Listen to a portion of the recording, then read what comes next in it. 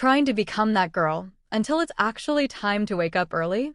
Because trust me, having the aesthetic planner, cute water bottle, clean room, healthy routine, all of that looks fun on Pinterest. But building the habits behind it?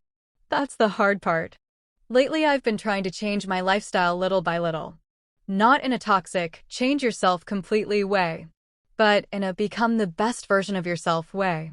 So instead of pressuring myself to be perfect, I started focusing on small habits, like waking up earlier instead of scrolling for hours, drinking more water because my body deserves care, moving my body even if it's just a small workout, planning my day so my life doesn't feel messy all the time.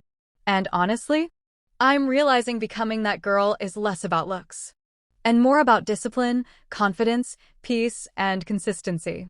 Some days are productive. Some days I barely survive. But the point is, I keep trying. Because your dream life isn't created in one day.